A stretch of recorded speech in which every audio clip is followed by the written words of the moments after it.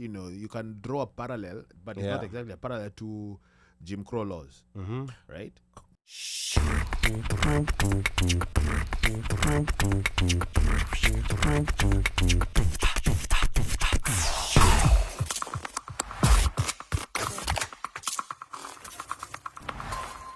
Like when I flip this question, or if an American commits, or rather if how did I want to put it, if an American has committed a crime in Kenya, where they're supposed to be tried in Kenya, but what tends to happen, like what we saw with that missionary who commissionary from Philadelphia, who was abusing children and accused of. No, he's been convicted. He was convicted, eh? Yeah, he was convicted. Oh, but he was before sentencing, in the US. he exited. Huh? He was convicted in the US. So what happened before? I mean, this report, of course, had been out in Kenya. You know, like the police were looking for him. But what happened is that US embassy officials picked him up and brought him to the US before he could be they're apprehended. the ones that brought him? Yes. Okay. The thing with the US, they tend to look out for their citizens.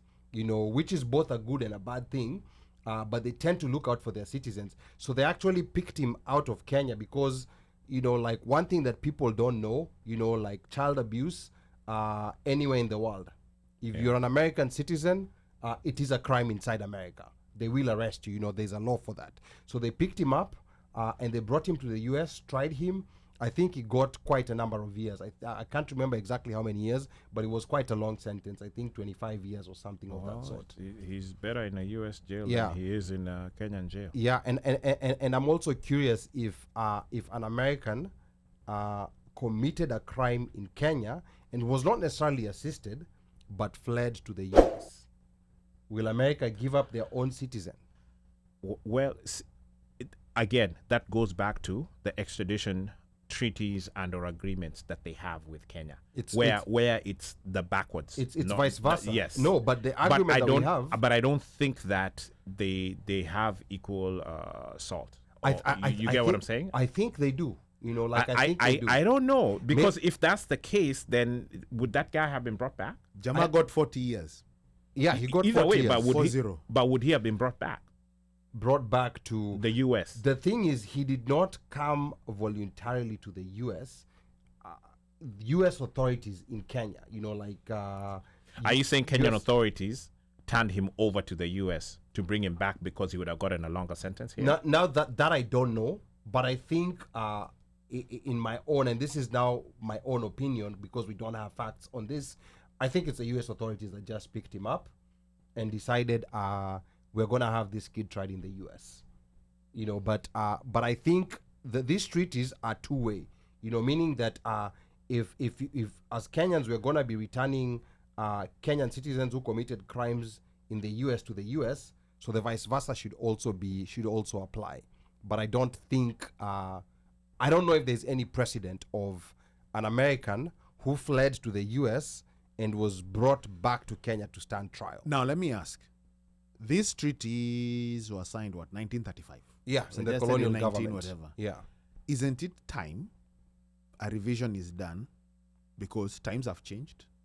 At that point in time, I'm thinking probably the offenses have changed, because you have to think about it like you've got cyber.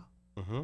Yeah, fraud. There's a lot of new crime. There's a lot of new new parameters that need to be expanded. So, but is there the wherewithal of the Kenyan government to propose? You know, to say, you know what, we need to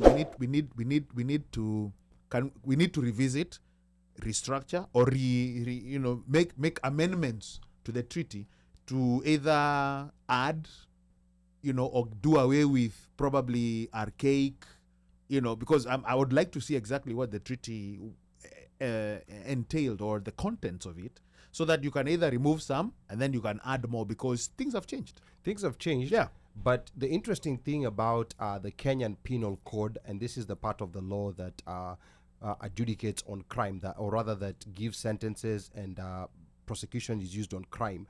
The Penal Code is primarily from the colonial government. Most of what we currently use today comes from the colonial government. So even a lot of these funny laws that people accuse African countries of having, like for example, like maybe anti-LGBT laws, all those came from colonial powers. None of those were African laws. And my thought process when we were getting the new constitution was that there was going to be a project to review, especially the penal code, to be compliant with the new constitution. But unfortunately, that did not happen. We still have the same penal code. The penal code that was being read in Vioja Mahakamani, for those who used to watch Vioja Mahakamani, that was the actual, for those who don't know, those were actual laws. They used to use the actual laws, those were the actual penal codes. Unasikia kifungu cha fulani.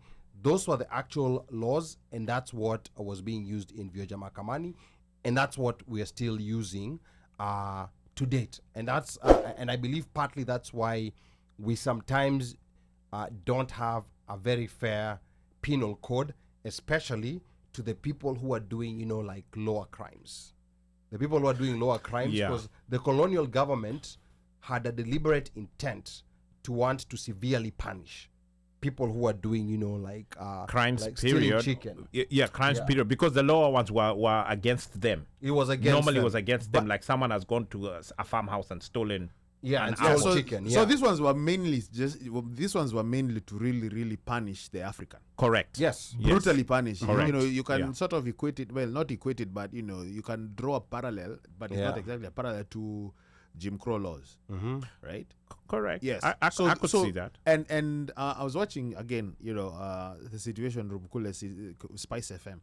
They were talking about really looking at, and I think you mentioned that, trying to change, because some of the code, some of whatever they have on the books are just so archaic. Yeah. Very archaic. Yes. Like now, breaking wind at one point in time was illegal. Yeah. You know. And for slave or for the youngins, breaking wind is kushuta tu fwa. Yeah. You mean farting? What he said. Yeah. So a revisiting of that, is due. But again, like you said, sometimes you question, what exactly is. There's a. I think sometimes it's a wanting to keep the same, to nyanyasa the have-nots. Absolutely. Right? Yeah. They have not such that you don't have a leg to stand on. Like you can't even go far. Like now, this thing of land issues that is going on. How you diligently do your work, you diligently do your investigation, you get title, but somebody has the audacity, the cojones, the mefira, to come and erect a fence around your property and or even send auctioneers exactly and crash your property. And these guys are being mentioned. These are guys' names who are being mentioned in the investigation by African Uncensored. And the question now becomes, what happens to them?